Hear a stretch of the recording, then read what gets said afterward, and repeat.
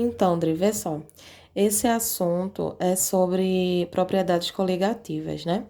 E dentro das propriedades coligativas, a gente tem a ebulioscopia, que é justamente a variação da temperatura de ebulição de um solvente, certo?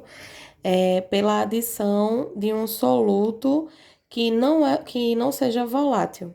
Por exemplo, na letra A da questão que tu mandou, ela fala sobre 1 mol por litro de glicose, né? A glicose é um soluto não volátil. Então, vamos supor que a gente tenha um recipiente, certo? Esse recipiente contém água, ok? E a gente sabe que a temperatura de ebulição da água é 100 graus Celsius, não é isso? Então, quando a gente adiciona a glicose, onde a fórmula é o C6H12O6, nesse recipiente com água, essa glicose aqui vai atrapalhar a temperatura de ebulição da água. Entendesse? Porque a glicose, ela é um soluto não volátil. Então, a água, essa solução aqui, ela vai demorar mais para entrar em ebulição. Tá entendendo? Isso é o que a gente chama de ebulioscopia. E aí, o que é que acontece? Coloquei aqui, observação. Quanto maior o número de partículas, certo? Dentro da solução, maior vai ser o ponto de ebulição. Quando eu tinha a minha solução pura, né, o meu solvente puro, que é a água, eu tinha uma temperatura de ebulição inicial de 100 graus Celsius.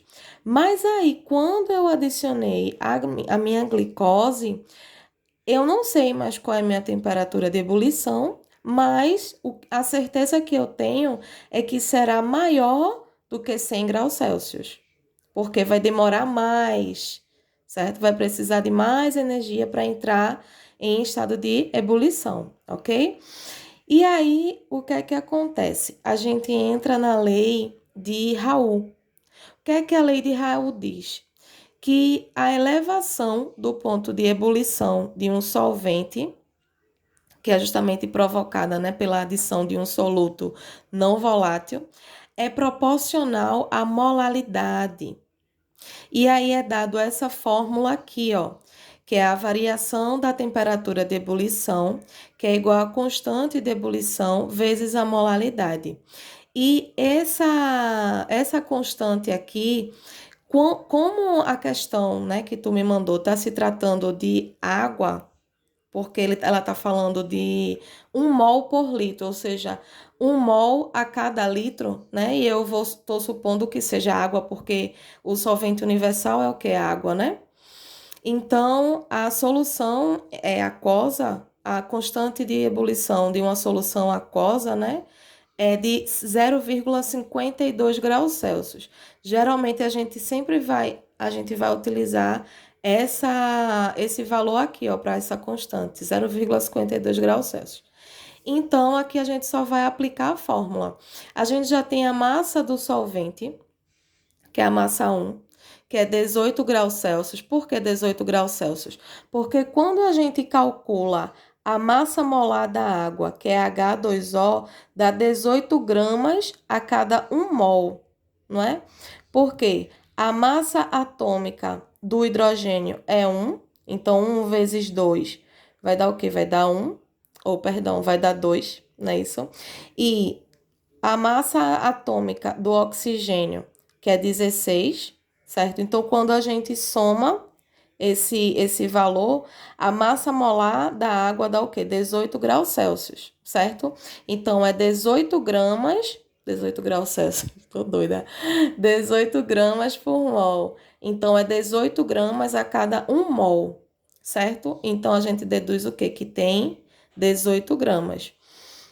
A massa do solvente, né? Isso que nesse caso na letra A está se tratando da glicose. Então eu deixei aqui o cálculo todo bonitinho da massa molar da glicose, que é 180 gramas por mol, ou seja, 180 gramas a cada 1 mol, certo? A temperatura 2, né? Que é justamente o que a gente quer saber, que é a nossa atual temperatura. A temperatura 1 a gente tem, que é a temperatura da água, que é 100 graus Celsius. Mas a temperatura 2 é justamente o que a gente quer saber. Tu tá entendendo, André? Porque a lei de Raul não é a variação da temperatura, ou seja, a temperatura 2, que é a que a gente quer saber, menos a temperatura 1, que é a que a gente já sabe, né? Que é a temperatura de ebulição da água. Então, quando a gente faz o cálculo, sim, outra coisa. A fórmula da molaridade é M1, né? Que é a massa do soluto, a massa do solvente, perdão, sobre a massa molar do soluto vezes a massa do soluto em quilogramas, tá? Por isso que eu transformei aqui do lado, ó. Tava em 180 gramas e eu dividi por 1.000, certo? Porque precisa passar para quilograma, então fica 0,18 quilogramas. E aí, quando a gente faz o cálculo, a gente chega à conclusão que a temperatura 2, ou seja, a temperatura da solução atual de água mais glicose, é de 100,03. Eu coloquei 0,3 aproximadamente porque dá 100,029, certo? Então, eu aproximei para 100,3. Então, é, faz sentido? Faz sentido. Por quê?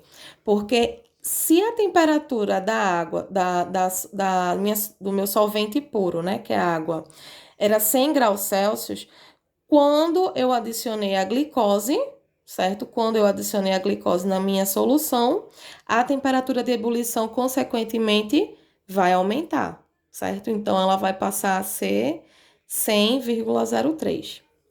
E aí, aqui atrás eu fiz a letra B. O mesmo esquema, mesma forma, certo? Só mudou o valor porque aqui a gente está se tratando de brometo de magnésio, né? Que é o MgBr2. E cheguei à conclusão de que a temperatura de ebulição da glicose é maior do que a temperatura de ebulição do brometo de magnésio, certo? Um cheiro, espero ter ajudado. Boa prova, viu, meu amor? Amanhã vai dar tudo certo. Um cheiro.